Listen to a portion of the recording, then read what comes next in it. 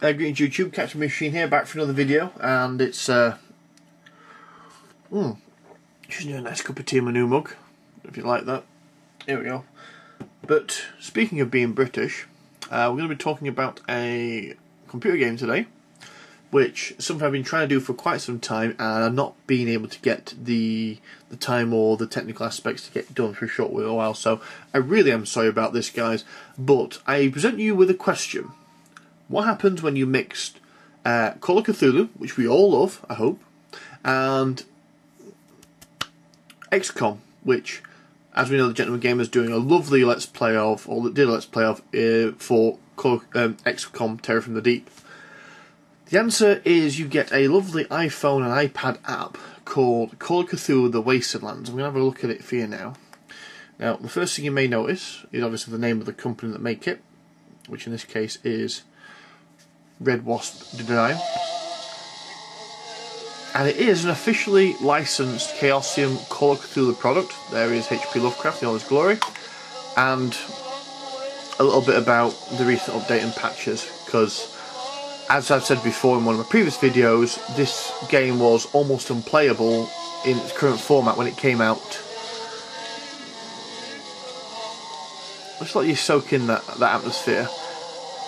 I am not a huge fan. I get what they're trying to do with the music and such and so forth. I'm not a huge fan of the choices they made. I don't like the cracklingness of it all. You can make things sound like vinyl without having to go down this road and make it this distorted and this horrible.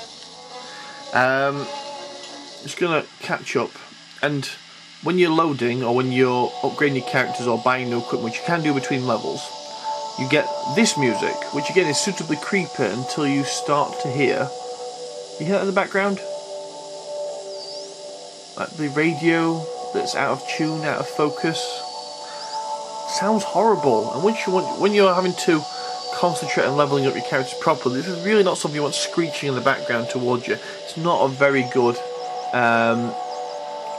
again, design choice they made in terms of the sound. However, we're not going to hold that against them, because ultimately what we're really here for is the gameplay. Now, this is the same level that I showed you before in my last video, which was, as I say, unplayable because of the graphics issues.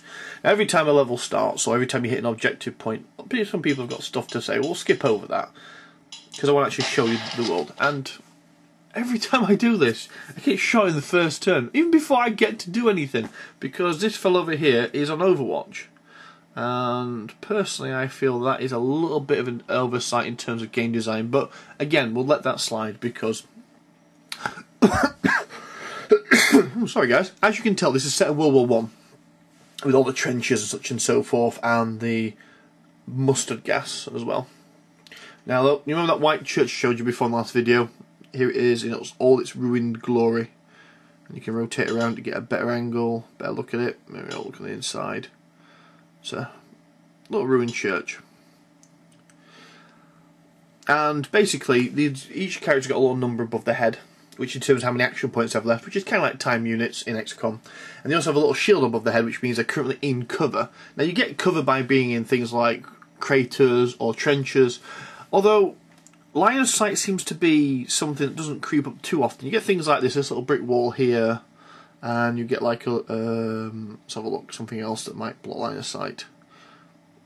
Like these walls here might block line of sight as well. You can see those. Yeah, they go up well over above the trenches, so they probably block line of sight. There we go. So yeah, basically this is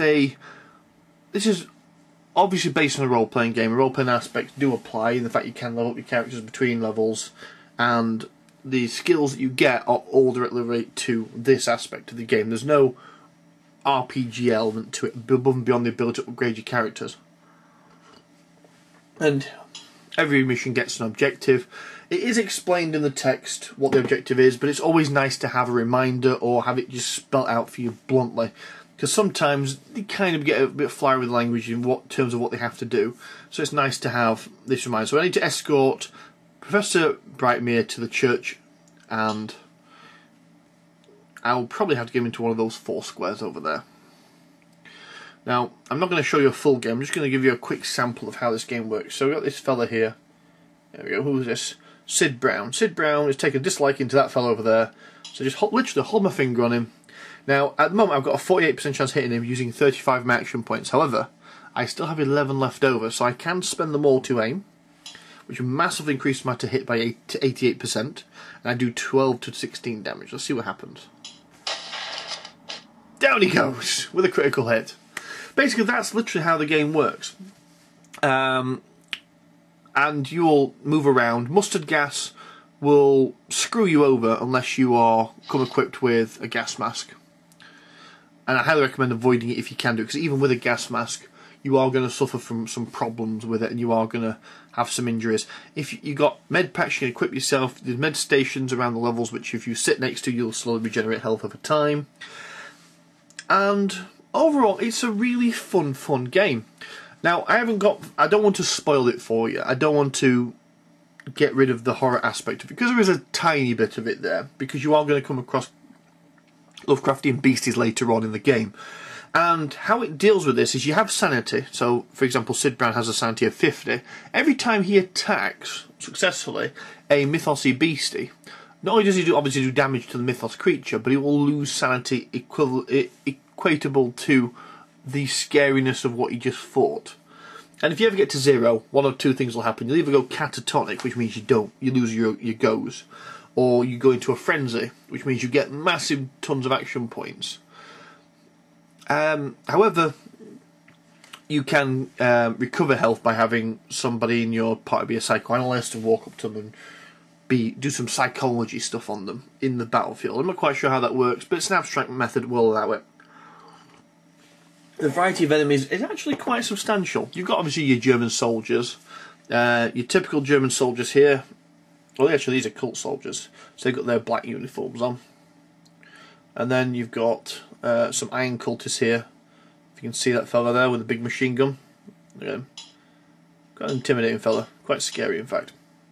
Especially that big machine gun. That big machine gun will wreck your day so fast. And then later on you'll come across beasties like zombies, obviously. Spires of Lane. Dark Young of Shub-Groth.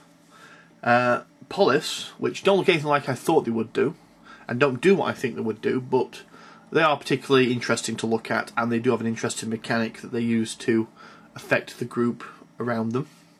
And then it gets bigger and nastier and creepier from that point on. I'm not going to completely spoil it for you. There are a couple of surprises I want to leave till the end.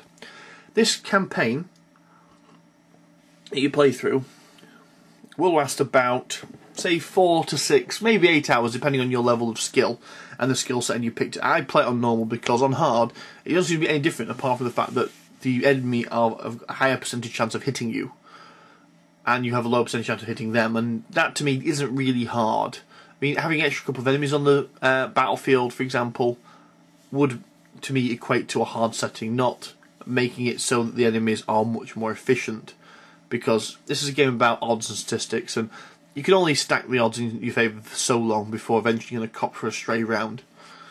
So having the fact that you are going to get hit more often work that way makes the hard setting quite a pain to go through.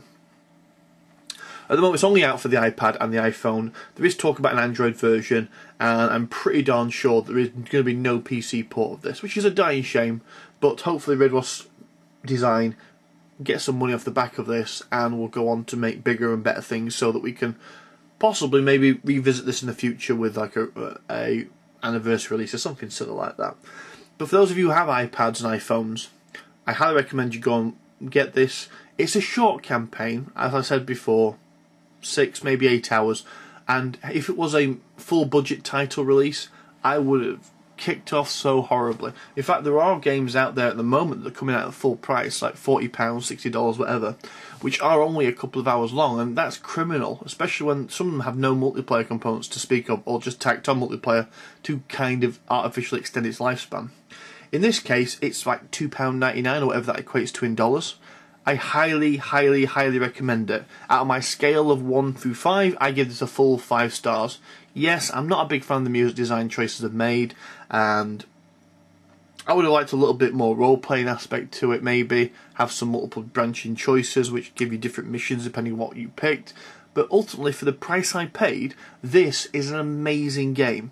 And I highly, highly recommend everybody that can go out and buy this as soon as possible, fully enjoy it, immerse yourself in what makes Call of Cthulhu fun.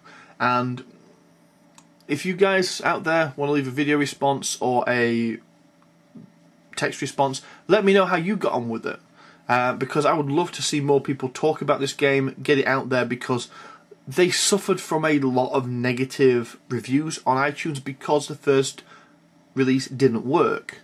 And admittedly, that should never have happened. I shouldn't have to talk about that in terms of, oh, well, you know, it's a shame that it got released in a condition that didn't work on the current technology. So I'm not quite sure how or when they play tested it. But the point is, it's a very small company, indie company, done this off their own backs, and I personally am a huge fan of indie developers at the moment, and I think these guys need your support. So if you've got an iPad or an iPhone, and you've got even the resemblance, even the smallest interest in either strategy games or Call of Cthulhu, or both, please go out and download this. Thank you for your time, guys. I hope this looks okay. If it doesn't, I do apologise. See you guys later. Bye-bye.